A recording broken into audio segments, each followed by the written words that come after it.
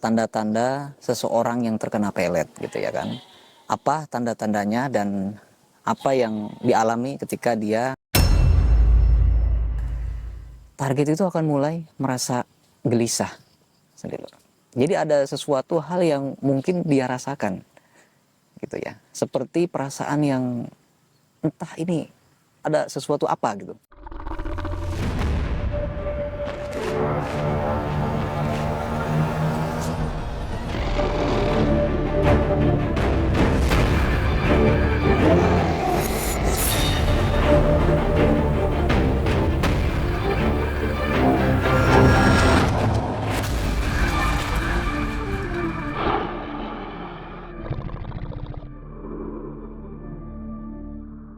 Bismillahirrahmanirrahim. Assalamualaikum warahmatullahi wabarakatuh. Sedulur semua, ketemu lagi dengan saya Kim Bagus Purwas. Salam spiritual. Apa kabar sedulur semuanya? Semoga semuanya selalu dalam keadaan sehat walafiat dan selalu diberikan rezeki yang banyak dan berlimpah ruah oleh Allah Subhanahu wa taala. Amin ya Allah ya rabbal alamin. Jadi sedulur, pada kesempatan kali ini saya akan membahas sesuatu pembahasan yang cukup unik ya, dan ini juga salah satu request dari salah satu followers TikTok juga.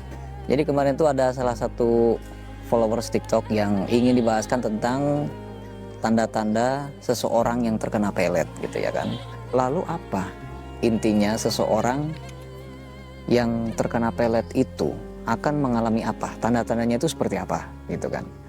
Nah jadi sedulur, dalam proses pelet itu ada beberapa tahap dalam prosesnya, jadi nggak langsung ya. Biasanya di 1 sampai 3 hari pertama itu adalah proses pengenalan gitu kan. Istilahnya itu kalau orang yang mau beli mobil atau motor itu disurvei dulu gitu kan, gitu. Disurvei dulu rumahnya atau dicek dulu rumahnya, bener nggak nih alamatnya di sini gitu kan. Istilahnya itu kayak pengenalan dulu lah. Nah setelah bener-bener dia itu udah pengenalan, nanti di hari keempat dan seterusnya itu si pelet yang dilancarkan itu akan mulai mencoba untuk meresap ke dalam sukma. Nah disinilah proses yang agak rumitnya.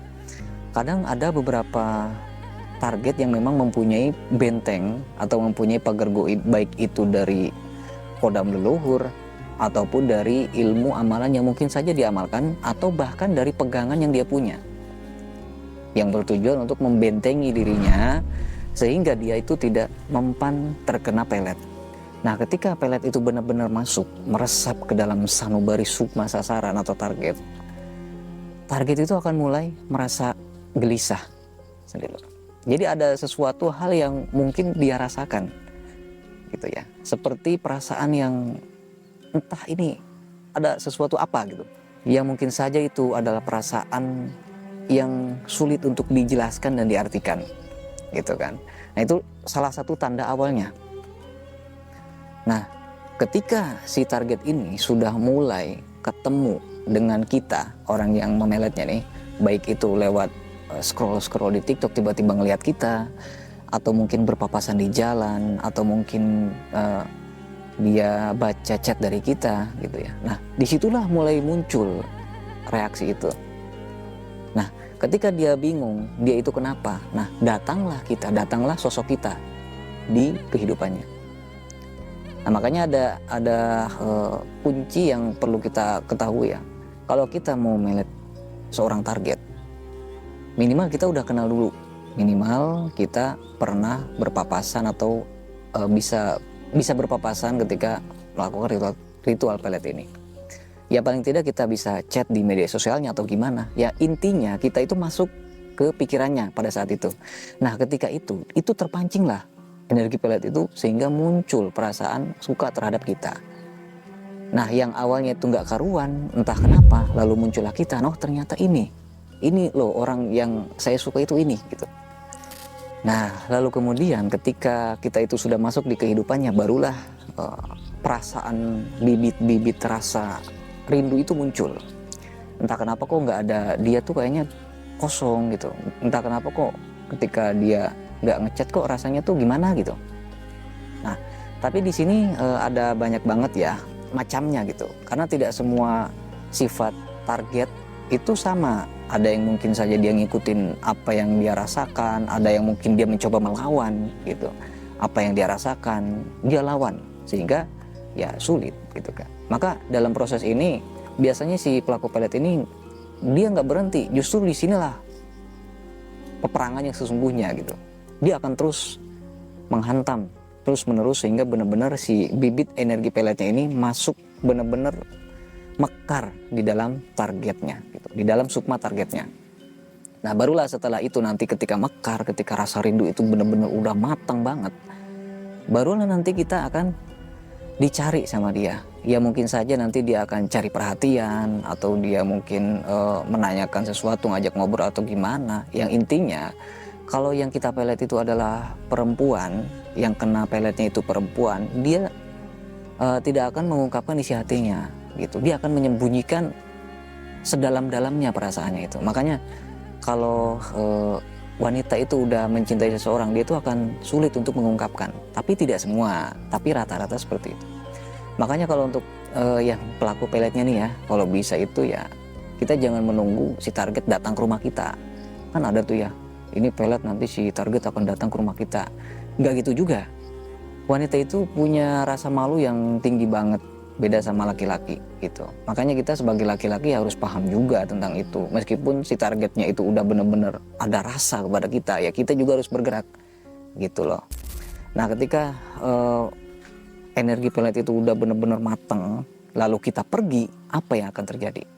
Nah disitulah energi pelet tersebut akan menyakiti si target itu.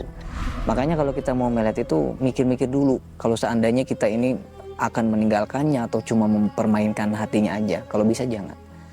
Karena kasihan ketika pelet itu udah menyakiti dirinya gitu, udah menyakiti si target itu.